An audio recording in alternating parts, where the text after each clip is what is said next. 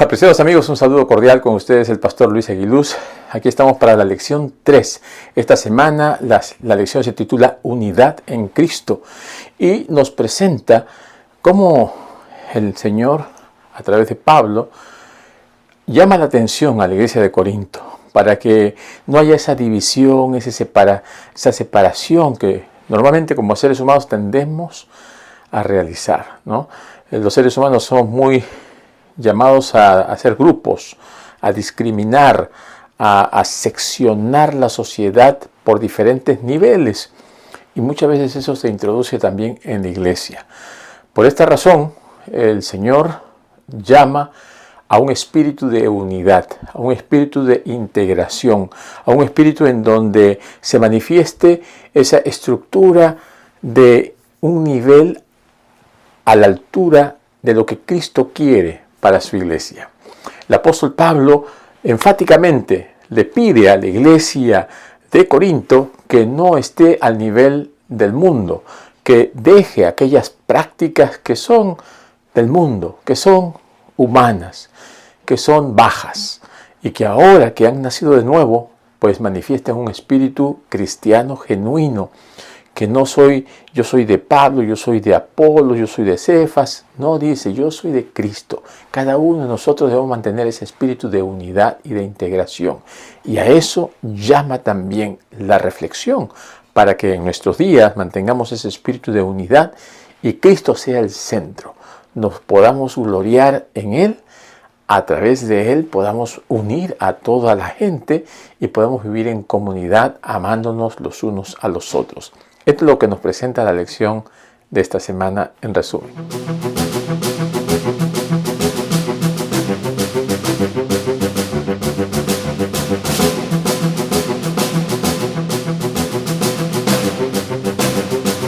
Mis queridos amigos, queremos agradecer a cada uno de ustedes por su apoyo semana a semana. Gracias por aquellos que ya se han suscrito. Si todavía no lo has hecho, te animamos a que te suscribas para que te pueda llegar el repaso de la lección de la escuela sabática.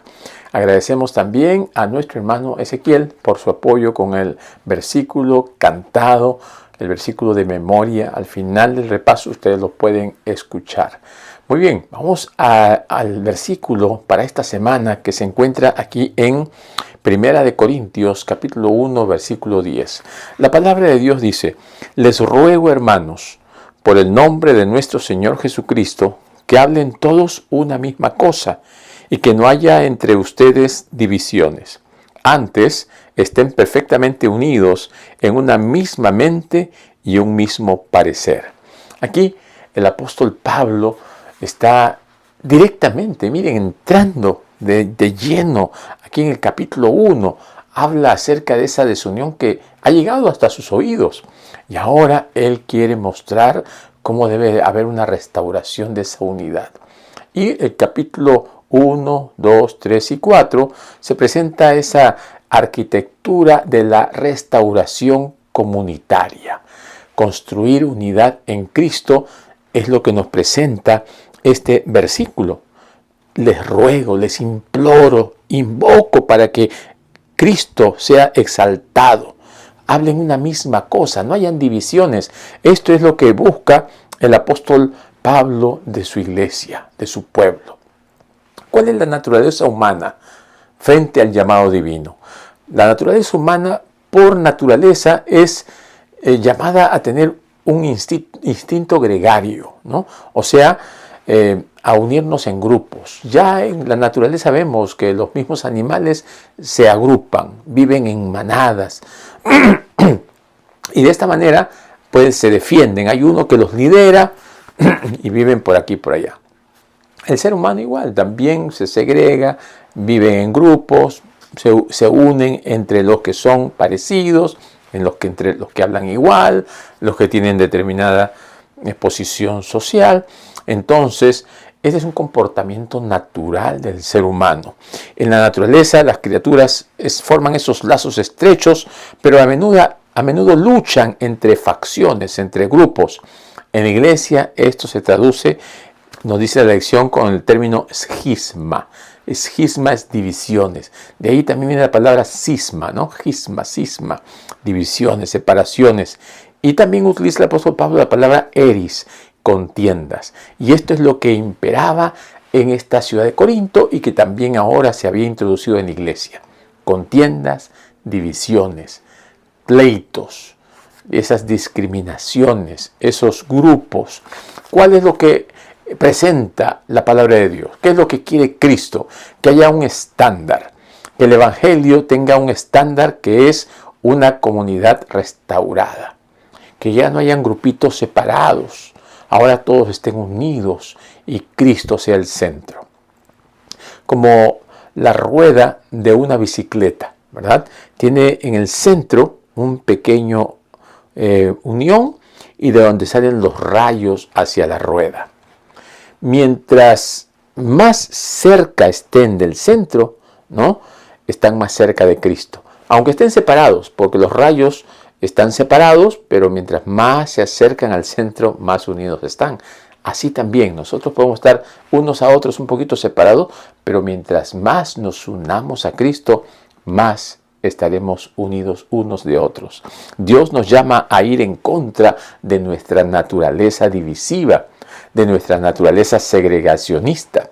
No se trata de una afinidad social, sino de estar perfectamente unidos a través de una lealtad superior, a través de un propósito en común, teniendo a Cristo como nuestro líder, como nuestro ejemplo. De esta manera vamos a ir contra todos aquellos parámetros mundanos.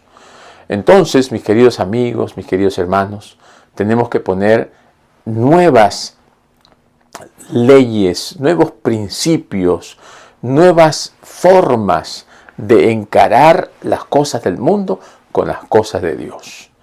Aunque a veces no nos guste o no nos parezca, porque siempre la naturaleza humana va a querer resaltar, va a querer imponer, pero tenemos que sobreponernos por medio del Espíritu de Dios. ¿Cuál es ese efecto dominó de la desunión? El primero, la preferencia inocente, ¿no? Allí en 1 Corintios capítulo 1, versículo 12, comienza con gustos personales, ¿no? Dice, me gusta cómo predica Apolos, me gusta o prefiero el estilo de Pablo, ¿no? Me llevo bien con Cefas. Y a veces eso se traslada a la iglesia y preferimos a un líder, a un pastor, a un anciano, y entonces vamos comenzando a hacer grupos y nos vamos segregando. Esa preferencia inocente termina causando división. También hay otro que es el enfoque erróneo, ¿no? Tenemos un foco erróneo. Esa es la atención, ya comienza a desviarse del mensaje central hacia aspectos irrelevantes del mensajero, ¿no? Que él piensa así, que él dijo esto, que lo otro. Entonces comienza a enfocar una atención hacia la persona y no hacia el mensaje, no hacia Cristo. El otro punto es, viene la formación pues de facciones, ¿no? 1 Corintios 1:11, ¿no? Surgen grupos cerrados, exclusivistas, no permiten que otros entren y la lealtad a los hombres reemplaza a la lealtad a Cristo. Entonces vemos que en las iglesias hay un grupo de personas liderados por alguien y a veces otros no pueden, no quieren o no lo dejan llegar a ese grupo. En otro lugar, otro grupo, y así se van formando diferentes grupos, y mientras el grupo es más grande, tiene más poder. Esto no debería suceder en la iglesia del Señor. Y el título 4, el cuarto punto, es el colapso práctico, ¿no? El colapso que va a venir inevitablemente. Allí en 1 Corintios 6:1, ¿no? La vida comunitaria se fractura. Los hermanos terminan hasta en demandas judiciales. El apóstol Pablo dice, ustedes van a juzgar al mundo y tienen que llevar sus problemas a los jueces humanos. No es posible. Allí terminan en juicios entre hermanos de la misma fe. Y en la Santa Cena también llegan a haber estas separaciones, como dice ahí 1 Corintios 11:33, y esto daña la imagen de la iglesia, daña el mensaje que se presenta, y en vez de ser un instrumento de reconciliación, nos consideramos ahora elementos de separación. causamos división. Representamos mal a Cristo y estamos haciendo de la iglesia una iglesia negativa, una iglesia separatista, una iglesia dividida, y allí donde el enemigo prevalece, la iglesia entonces comienza a dar un mal testimonio. ¿Cuál es el antídoto? El antídoto es cambiar el centro de gravedad. Nosotros sabemos que en Corinto había un caos, ¿no? Ese era el error, el caos, había confusión. Y cuando los líderes humanos o las ideas personales se convierten en el centro, el resultado inevitable es la colisión. Como en un sistema que comienzan a circular diferentes planetas y hay un caos, ¿no? No sabe uno para dónde va. Pero si tenemos otro sistema en donde hay armonía, en donde el diseño, como lo presenta Pablo, es Cristo el centro, entonces todo gira en forma armoniosa. El acceso ya no está dividido. Él dice, ¿acaso Cristo está dividido? No. ¿Fue crucificado Pablo para la salvación de ustedes? Tampoco. La unidad real requiere el concepto de catartizó, ¿no? O sea, ser restaurados a la condición y a la órbita adecuados alrededor de un único Señor, de un único Dios. La lección nos presenta que Cristo es el Señor y a Él debemos nosotros ir. La falta de unidad entre los miembros de la iglesia es tan aterrador y Pablo está tan preocupado por ello que este es el primer tema que abarca en su carta a los Corintios. Entonces, aquí debe primar el señorío de Cristo. Cuando nosotros reconocemos a Cristo como nuestro Señor, entonces vamos a seguirlo. Entonces no van a haber otros señores, no van a haber otros niveles a través de los cuales nosotros nos separemos del verdadero líder. Cristo es el Señor, debemos centrarnos en Él. Cristo no está dividido, somos ese cuerpo del cual, unidos a través de Cristo, formamos la iglesia. Es lo que el Señor espera de cada uno de nosotros, que nos unamos a Él. Todos tenemos que tener a Jesús como Señor. Y esto va a llevar a que podamos tener una armonía. Hay una diferencia vital entre unidad y uniformidad, ¿no? El falso concepto de uniformidad. No podemos nosotros ser todos iguales. Debe haber una unidad en la diversidad, que este es el ideal bíblico. Porque la uniformidad implica que todos piensen exactamente lo mismo, en todo detalle, actúen de una manera idéntica y cancela pues los dones individuales y fomenta grupos cerrados en base a una afinidad absoluta. Esto no es correcto. Lo que el ideal bíblico presenta es que haya unidad en la diversidad, distintos en forma y función, con pequeñas diferencias de opinión, pero hay diversidad de dones y todos los dones pues se complementan, llegan a formar parte de esa hermosa orquesta, ¿no? En la orquesta hay diferentes instrumentos, pero al unísono suena magistral con un director al frente que los dirige de manera perfecta. Ese director es Cristo. Y cada uno de nosotros, con nuestros diferentes dones, vamos a ser los que toquemos esa hermosa música. Debemos nosotros generar unión, porque todas las piezas están sometidas a una misma cabeza y todos tenemos un mismo propósito. Así que Cristo es quien nos une, unidos por Cristo, para la salvación del mundo. Aunque en la iglesia hay grupos pequeños, los grupos pequeños tienen una finalidad, que deben tener a Cristo como el centro, no dividirnos para formar grupos que se enfrentan unos a otros, sino con un mismo propósito, presentar a Cristo y exaltar a Él como Señor y Salvador.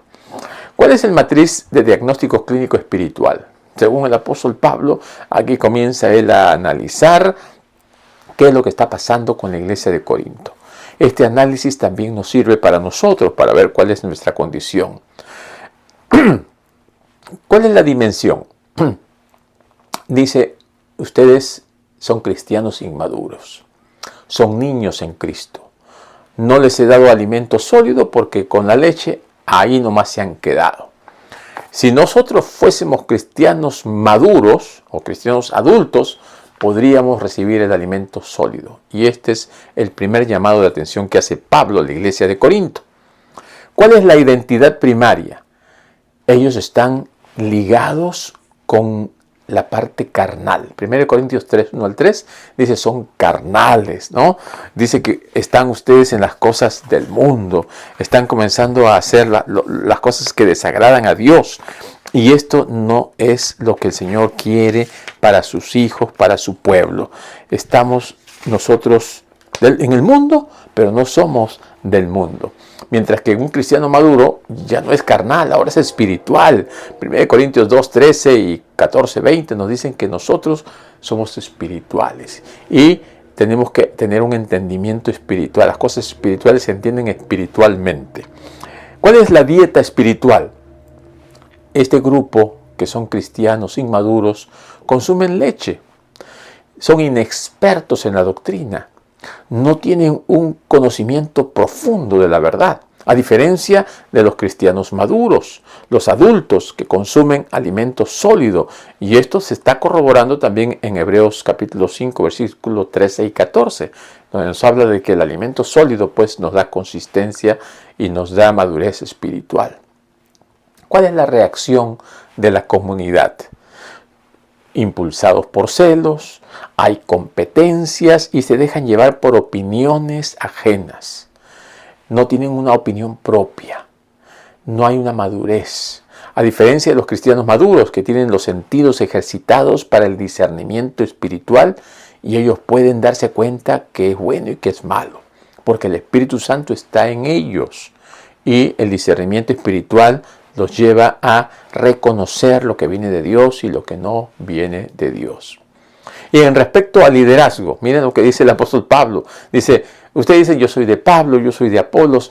El liderazgo está dividido, está mal direccionado. A diferencia de los cristianos que son adultos, que son maduros, 1 Corintios 3:9 dice, ven a los líderes simplemente como colaboradores de Dios. Los líderes son los que llevan al pueblo a Cristo, colaboradores de Dios. No tienen que verse ellos por encima del Señor. No tienen que ellos ser exaltados, ser maximizados. El Señor quiere que colaboremos, que seamos instrumentos. Tenemos que buscar el permanecer unidos y el permanecer en Cristo. Así que a través de este diagnóstico clínico espiritual podemos darnos cuenta en qué nivel estamos también nosotros. Si estamos como niños en Cristo o estamos adultos y maduros. Cuando hagamos este análisis nos vamos a percatar qué es lo que nos falta. Si es que estamos solamente dependiendo de lo que nos dicen, de lo que nos predican, entonces estamos recibiendo leche solamente. Pero si es que nosotros ya analizamos, estudiamos, profundizamos por nuestra cuenta y estamos comenzando a recibir alimento sólido, vamos a ir teniendo ese discernimiento. El Espíritu Santo nos va a ayudar a dilucidar, a reconocer y a darnos cuenta de dónde vienen diferentes insinuaciones espirituales. Tenemos que reconocer que somos nacidos de Dios. Esto es importante porque nos ayuda a ver cómo estamos, en qué nivel estamos, dónde estamos ubicados. Así que el Señor nos llama pues al servicio. Y aquí viene el servicio como el de Cristo, ¿no? El paradigma del servicio y el pensar de Cristo. Cristo quiere morar en nuestros corazones. Debemos sentir como Cristo. Debemos actuar como Cristo. En el modelo secular, siempre la gente busca ser atendida, ser servida. Entonces, basado en la competencia, en la búsqueda de prestigio, en la aprobación cultural y todo para su propia exaltación, las personas están como base. Y aquel que busca ascender, ser líder, se sirve de las bases. Ese es el modelo secular. Pero el modelo de Cristo es la base y entonces todos los demás estamos colocados sobre Cristo. Hay muerte al yo y ahora la posición más baja para sostener y bendecir y elevar a todos los demás. Tenemos que hacernos servidores. No que nos sirvan, sino servir. Los líderes eclesiásticos son meros administradores de los bienes de este siglo para el Señor. O sea, administramos lo que le pertenece al Señor. Todo lo que el Señor nos ha dado en este mundo le pertenece a Él. Y lo administramos para honra y gloria de Dios y beneficio de nuestro prójimo. Así que, mis queridos hermanos, no estamos aquí para servirnos, estamos aquí para servir.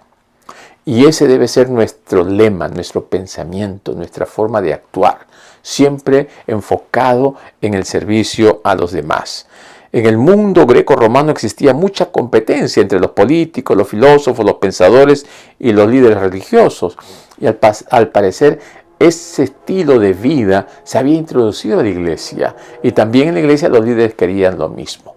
Hoy en día hay muchos problemas políticos, hay muchos problemas sociales. Y eso se introduce a la iglesia y también a veces quiere la iglesia actuar de la misma manera. ¿Por qué? Porque eso como que impone. Pero si nosotros estamos centrados en Cristo, conocemos la palabra de Dios, tenemos que poner una barrera protectora para que eso no sea un efecto negativo en nuestro desenvolvimiento como cristianos e hijos de Dios. ¿Qué más nos dice la lección de esta semana? Tenemos que tener un estilo de vida que refleje la cruz. La teología de la cruz en el liderazgo es importante. ¿Cuál debe ser el primer pilar? ¿No? El pilar de la identidad. No somos dueños de la iglesia. Cristo es el centro. Somos servidores de Cristo y administradores de los misterios de Dios. 1 Corintios 4:1 nos recalca bien esto. Pablo apoyó fervientemente a Apolos bajo esta premisa. Él buscó ese apoyo, buscó encontrar líderes que estén dispuestos al servicio. Identidad con Cristo. El segundo, el sello distintivo es un pilar fundamental. El orgullo no tiene cabida. El sello distintivo debe ser la humildad. El sello verdadero, genuino del ministerio es la disposición al sacrificio por la iglesia, por los demás. Y en tercer pilar es una evaluación, ¿no? Cuando actúan con fidelidad, son dignos de honra. Pero su labor final no es solo juzgada por Dios, no por los tribunales de opiniones humanas. Nosotros somos llamados a recibir, ¿no?, una retroalimentación, un feedback. La iglesia también ve en nosotros lo que realizamos. Y ellos se sienten animados y apoyados y van a seguir a Cristo cuando ven que nosotros los llevamos por ese camino correcto. No debemos separarnos de nuestra misión y menos, ¿no?, de nuestro líder, que es Cristo. Mis queridos amigos, mis queridos hermanos, estos pilares pues sostienen a una iglesia unida. Sabiduría, madurez. La sabiduría y la madurez, a pesar de la leche espiritual, el alimento sólido, que es el discernimiento también. Esto nos va a ayudar a tener un pilar fundamental dentro de la iglesia, la sabiduría y la madurez. Los cimientos, Jesucristo es el mensaje de la cruz. Jesucristo y el mensaje de la cruz son los cimientos de toda edificación cristiana. Y también, solo muriendo al yo, es posible edificar. No podemos edificar con un yo altivo, con un yo que está deseando imponer. Tiene que morir el yo para que Cristo pueda estar ahora como simiente de nuestra vida en nuestra fe. Hemos visto también el servicio y la humildad es importante. Adoptar el pensamiento de Cristo y abandonar las ambiciones personales, egoístas, clasistas o de grupos. Tenemos que ver por el beneficio y el bienestar de todos los demás. También el respeto bíblico. Honrar a los líderes como colaboradores fieles sin idolatrarlos, sin darles un merecimiento más del que debe tener. Y los líderes actuar con sencillez, con humildad. Y esto nos lleva a tener una unidad perfecta. Como dice 1 Corintios 1:10, una misma mente, un mismo parecer, protegiendo a toda la comunidad. Así edificamos una iglesia unida, fortalecida y resistente a los embates del mundo, de todo aquello que está a nuestro alrededor.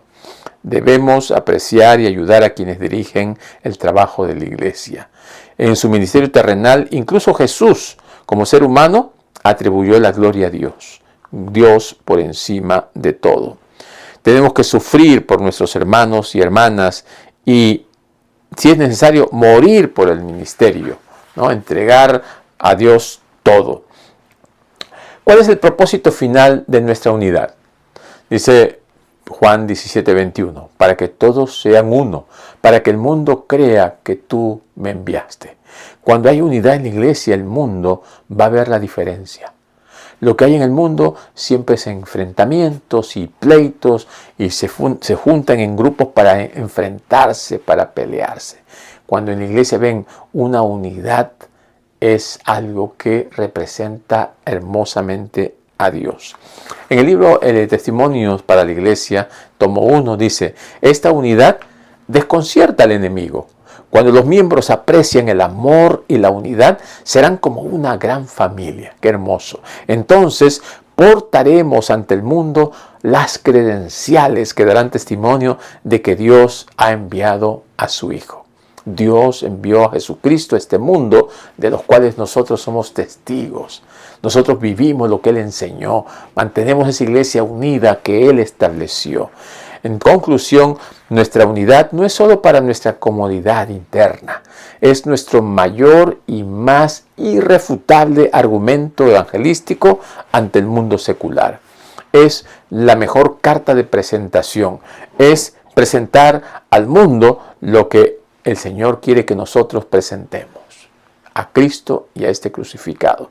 El apóstol Pablo estaba con una iglesia dividida, una iglesia que presentaba a los líderes como si ellos fuesen lo último. Ahora Pablo quiere presentarles a Cristo. Quieren que ellos conozcan la verdad por sí mismos, que sean cristianos maduros, que no se dejen llevar por la influencia externa, que no vengan otros a presentar cosas ajenas a la revelación de Dios.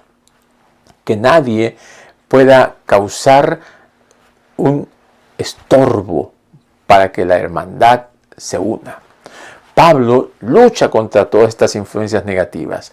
Pablo está ahora absorto en cómo ayudar a los líderes para que ellos reflejen a Cristo, para que ellos sean portadores de la verdad, para que ellos sean administradores correctos, para que ellos sean mayordomos eficaces y para que el pueblo no esté trayendo del mundo las cosas. Les llama la atención fuertemente y le dice: muchos de ustedes están trayendo el adulterio, el robo, los malos pensamientos de allá. No, eso no debe primar más. El hombre pecador, el hombre natural murió. Ahora, cuando uno nace de nuevo, es una nueva criatura. Ahora ya necesitamos alimentarnos de la palabra de Dios. Necesitamos alimento sólido, pero necesitamos recibir la unción del Espíritu Santo para que podamos marcar una diferencia.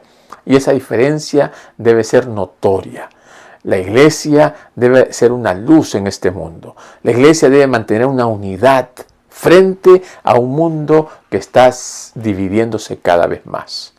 Si tú quieres mostrar amor a los miembros de tu iglesia, busca que se mantenga a Cristo siempre exaltado. Que haya una unidad mostrada a través del amor. Que el Espíritu Santo sea el que nos cobije, el que nos una y el que nos fortalezca cada día. Qué hermoso va a ser cuando nosotros, como pueblo de Dios, presentemos, no solamente de palabra, sino a través de nuestra vida, el que estamos unidos en Cristo. Y este ruego del apóstol Pablo, de que hablemos una misma cosa y que no hayan divisiones, se va a hacer realidad. Todos deberíamos presentar a Cristo, todos deberíamos tener un lenguaje basado en la palabra de Dios, todos debemos mantener una unidad aunque tengamos diferentes trabajos, diferentes estudios, diferentes posiciones políticas o económicas o diferentes aspectos. En Cristo nos hacemos uno. En Cristo hay unidad.